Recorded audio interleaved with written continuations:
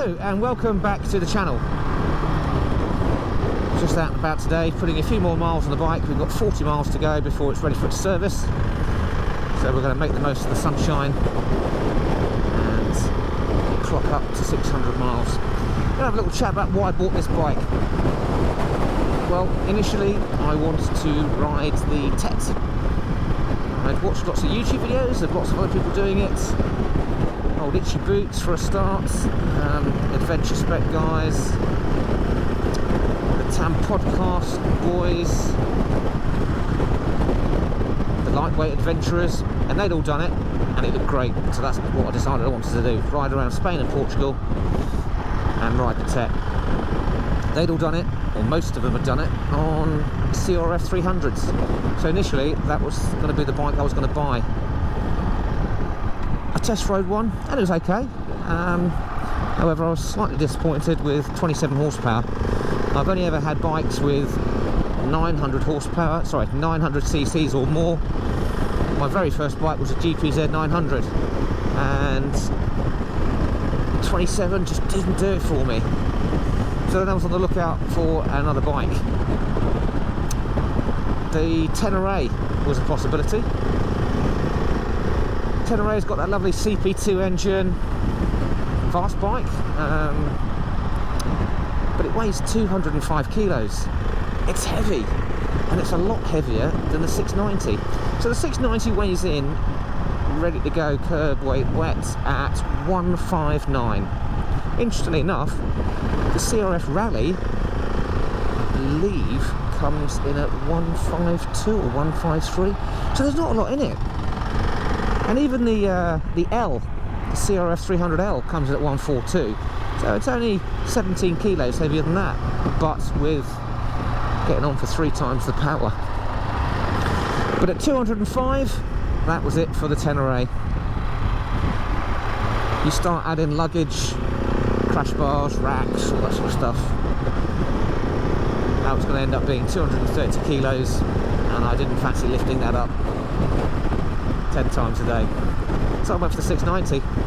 Price wise, the CRF was coming in at 6,700, but then you've got to spend a bit more money on the suspension. So 8 grand, let's call it 8 grand for round figures.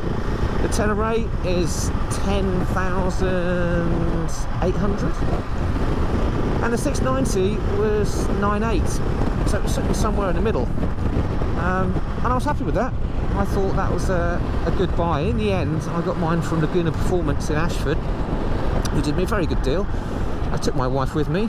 They realised very quickly that they had to make her happy, and they bettered everybody else's best price by £100. So thank you very much to Laguna Performance. Also, I got 20% off anything else I wanted to buy. So I bought some Krieger luggage, I bought some Oxford security products, and I bought Alpine Stars boots and helmet. Ari helmet rather. So yeah, I got a good deal from them, and that's why I went for the 690. It sort of sat between the two bikes.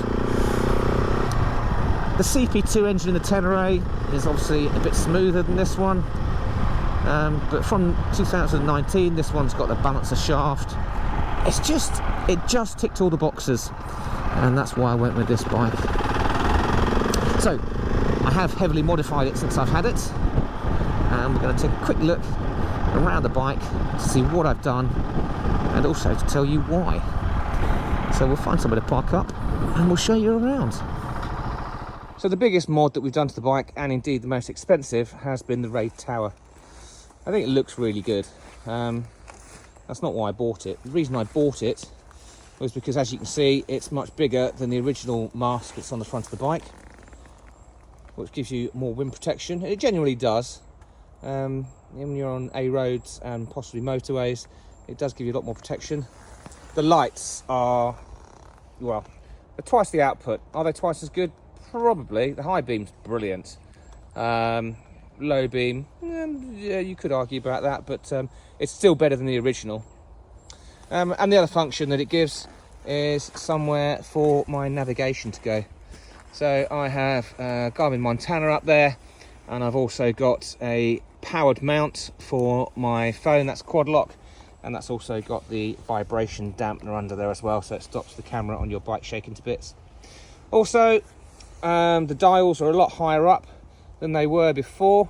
They were sort of somewhere down here, and they're a lot more visible, a lot easier to see. So yeah, I think it's a great upgrade.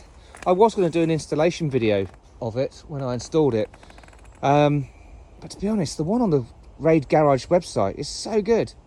It just, yeah, it explains everything really clearly. The only thing I had a little bit of a faff with was these two bolts down the bottom. There's a piece that goes around the headstock. You can't quite see it in there, but and then two clamps come together, and those two bolts go in between. And there's supposed to be a compression washer in between, but you can't get that, or it's really difficult to get it inside the carbon. So I would recommend, if you do that, super gluing the washer onto the bracket before you install it inside the carbon bit, and then put the screws through that way. So yeah, so that was a bit of a pickle. You've got to drill some holes in your original fairing, which if you ever take it off, is obviously a bit of a pain, but it's not insurmountable. You could just cover those up with blanks. But yeah, all in all, really good. You have to cut the old mask in two places to get it off, to let all the cables through, but it's worth it. It uses the original indicators. I really like it. I think it looks really cool, and it's really functional. It is expensive, and I have seen the alternatives, and I still went with it. So there you go, that's the Rade Tower. Also from Rade Garage, I apologise, it's filthy, we have the skid plate with a storage box. Now, the reason I went with this storage box, it's not a gimmick. You can put a reasonable amount of stuff in there, but you see how it's sort of flared at the sides. It just gives a bit more protection. The only thing I haven't fitted is it comes with also a bracket that goes underneath here for to cover your master cylinder. I've yet to fit that. That's on my list of things to do this weekend. But I like it. It's got a reasonable amount of storage in there. Have a look on the Rade website. Again, I was going to do another install video on this, but the one that they do on the site is so good that, yeah, I just didn't feel the need. When you do order it, make sure you let them know that you've got crash bars, and they'll give you a little bracket that goes in here that pulls the whole thing a little bit further out to give you enough room to fit your crash bars. I didn't order that, and I had to wait for Ollie at Wrenchride to send me one of those, but yeah, thank you, Ollie at Wrenchride. I got all my Rade stuff from him. Great guy, kept me in touch with when they were likely to arrive, the cost and everything else. Great guy to deal with, answered all my questions, brilliant. I'd go through him rather than go through Rade direct, and then you don't have to faff around with the import costs as well. What Ollie says it's going to be is what it is, and yeah. So the other thing that we fitted was the steering damper, Scott steering damper. I thought about getting a Chinese copy, and I thought, let's just go with the original. I've got friends that have ridden bikes a lot more than I have, and ridden 690s through like Morocco, etc., and on the Tet, and they said, get one. I haven't noticed that it's there yet. I guess that's a good thing. It means I haven't had a tank slapper or whatever, but I haven't really used the bike in anger yet either, so hopefully that will pay dividends in the future. I have heard from other people when they fitted theirs that they struggled to get their key in the ignition. That's the steering lock on. It does clear it. I've seen other people, cod your biker, hello, modify their keys to get them in there, but I didn't have to do that. The only thing that you have to do is this bit here. You have to sort of slice this up quite a lot. That used to stick out a lot further than that, and also I've had to remove bits underneath where you see I've used a multi-tool to trim it there just so it fits on, because these bits get in the way. These bits are actually mounts for the tower, so you have to cut this part anyway, regardless of the steering damper, but you just have to give it an extra bit to so that bit doesn't foul. But it's all good. That bit just slides back on into place, and where the little fittings are there, you just push it down and it fits fine. The key goes in the ignition and it's no worries. So a little bit of modification there, but no great shakes. All you need is a Dremel or a multi-tool for that. So yeah, really pleased with that. And again, it looks good too. So yeah, Scott steering damper. So also when you're fitting your Rade Garage tower, There are a couple of little bits that you have to sort of modify. You have to cut little bits out like this for these brackets, as well as modify this and a bit more for the Scotch steering damper. But it's no great shakes. A Dremel, a hacksaw, jigsaw, multi-tool, anything really. Sharp knife if you can, if you dare. But yeah, it's easy enough to do. No great shakes. Mounting the lights is pretty easy. Obviously you do that before you put the plastic on top. But when you first go out, if you haven't adjusted the lights already, it's actually quite easy to get a 3mm Allen key in there to adjust those so you can get them exactly how you want them and totally road legal. So yeah, that's the adjustment of the lights. You can get in from the bottom of the fairing as well. When you install the fairing and you have to wire up the lights, they're plug and play, so you use the same switchgear on the handlebars as before. But when you put the wires through, at that time it's also worth mounting your Garmin or any other devices that you've got up top as well, and passing those through the hole at the back of the carbon tower and connecting those up to the ACC1 wire that's inside there. That way on ACC1 it's live with ignition and not wired straight to the battery. ACC2 is wired straight to the battery, and I don't have anything on that at the moment. Also at the front of the bike we have our Barkbuster handguards. They're the 2.1s, as in they mount in 2 places. Pretty easy to install, just follow the instructions, which aren't the clearest, but if you've ever done IKEA furniture you'll have no problem with this whatsoever. Functional. The colour isn't quite a match, but it's very close. And I've got these wind deflectors on there as well. They actually come with it. I actually ordered those by mistake. I didn't realise they came with it, and they're set in their highest position, so in the summer I might even take those off completely.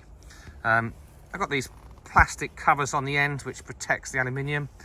Obviously plastic protecting aluminium is slightly weird, but anyway, they're on there. I saw them as an option and just ticked the box, and that was that. When you install them, there is a sequence that you have to go through when you torque up all the bolts.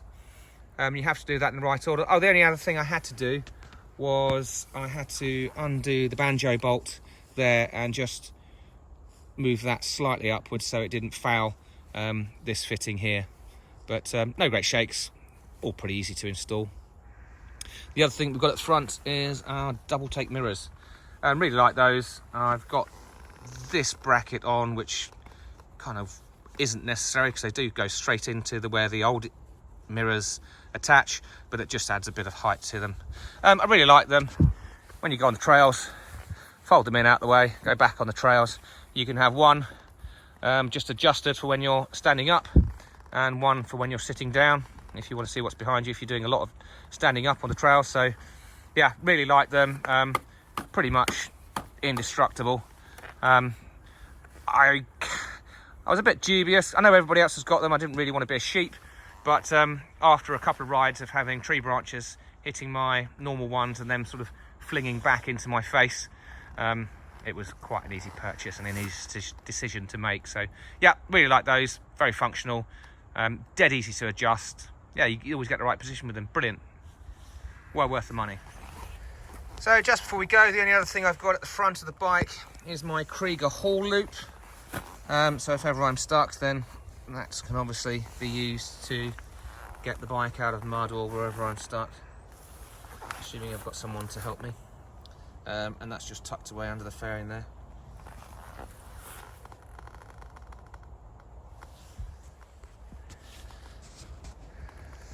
So also, while we're at the front of the bike, we've got our Adventure Spec crash bars. So they attach at the frame, and also they have a long bolt which goes through the engine. I know people that are a bit dubious about that, but the engine is sort of a stressed member of the frame. And then they pair up in the middle with 2 bolts here. I apologise for the mud. I had some fun on the way here. So yeah, I quite like those. A bit different to the Outback Motor Tech. And I went for black because that's all they had in stock at the moment. I'm glad I went for black. I think there's enough orange on the bike as well. In fact, if I had my time again, I probably wouldn't have bought orange pegs because they're not. The anodizing is, yeah, it's not the same orange as you get, and also the tip on my big Bertha as well, and also the cap on there. It's just not quite the same colour. So I wish I'd gone with black because that's an easy contrast to have. So if I have my time again, I'll probably go black, but you know, personal choice, it's up to you. So we've already covered most of the front of the bike, the fairing, the Barkbusters. So let's move back a bit. So we have some 3D Moto engine covers. I've got one on the other side. The one on the other side is fitted with 3 Allen bolts that they send you out. Bit of Loctite on those and you're done. This one, however, is held on pretty much by itself. You get given some silicone, some high temperature silicone, and you run a little ring of that around the outside, a solid ring so that nothing can get through it, so this doesn't fill up with water, and basically squeeze it onto the engine case. You're supposed to put a strap around it just to hold it on nice and tight. 24 hours later, Bob's your uncle, Fanny's your auntie, your case cover is installed. And the reason we got that is you hear horror stories where people have crashed and the brake lever has gone into the case, and that's the end of your ride, or possibly even the end of your trip. You'll notice that my brake lever is also 3D Moto, and that's called a Big Bertha. And the idea of that is that hopefully, if I do go over on my side, as well as the crash bars and as well as the flared part of the skid plate, because that's a little bit beefier, hopefully it won't go into that and destroy my original engine casing. Also, we've got the NiceCNC pegs. I've got a video about how to install those, the magic trick with the spring that stops it from pinging out and blinding you, and also makes it easy to refit, so have a look at my other video for that. So also we've got the Adventure Spec racks. Already done a little video about those. Really like them. As well as mounting the luggage, they protect this bit, which is the fuel tank. It's the subframe of the bike, but it's also the fuel tank. Just add a bit of protection to that. These 2 points here are where the pillion handles would normally go, so pretty solid there. My Krieger bag attached to it there. On the back we've got the NiceCNC fuel cap. See if we can undo that. Probably can't with my left hand. There we go. Just stops mud and whatever else falling in to and contaminating your fuel. So that was a good addition. A lot cheaper than the Vanash version, and to be honest, I can't really see what's wrong with it, apart from maybe I would have gone with black if I could have my time again. Now, because the seat pull on the 2023 bike at least is down in there, I had to move that. So now that is tucked away down the side of the bike. And you can see a little loop hanging down just there. So I put on the loop and that opens up the seat. Pretty easy mod to do. I've done a little video about that. Just a bit of gear cable from a push bike, but yeah, that's tucked away quite nicely down there. So the Krieger panniers, I've already done a video about those. There's not a lot in that one. There's a loaf of bread and a tripod. But yeah, really like those. I've actually had them mounted on the top, but it gets in the way a little bit. Well, it gets in the way of the petrol cap, but it also gets a little bit in the way when I'm cocking my leg over the top of the bike. So I tend to put them down on the side. The other mod that I've done, which when we take the seat off, again, sorry about the dirt, is the Rade garage storage unit under here. 6 litres of storage. You remove the entire airbox, you replace the air filter with these sponge ones, and then you've got a dust cover on top. I really like it. I don't like carrying rucksacks, although in the summer I probably will just for water. But yeah, I've got all sorts of stuff in there. So my little microfiber cloth and my sponge for cleaning my visor. Got some camera equipment there. Got a bike lock. Got a little air compressor there, battery one. That's for my camera, just a little tripod. It actually takes quite a lot of stuff. I can actually get a pair of gloves in there, buff, all sorts of other stuff. I just find it really, really handy. The Rade storage tank at the front, that's going to have puncture outfit, tyre levers, that sort of stuff in there, spare tube. But this one's really handy for just getting stuff on and off the bike. So that is pretty much it for the mods on the bike. The only thing I have left to do is the little cover That goes over or protects the rear cylinder, rear brake cylinder down there. I've got to do that. Oh, and I've also got some little LED indicators that are made by Barkbuster that are supposed to go on these to go on there as well, just for a bit more visibility. These ones are okay, but obviously if you're standing over this side of the bike, you can't see me signalling right or left, etc. So yeah, just a bit more visibility on those. So the only other mod that we've yet to do is the tyres. So we've got the original Mitas EO7s on there. As you can see from the trails, they're pretty wet and slippy. So we're going to put some Michelin trackers on there. Bit more grip.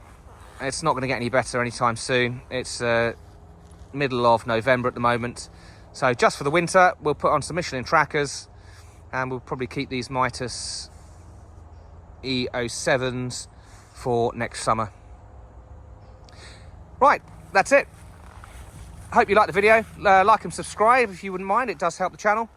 And if you've got any questions about the stuff I fitted, where I got it from, how easy it was to fit, etc., put them in the comments below, and I will endeavour to answer every single one. So, yeah, take care. See you on the trails.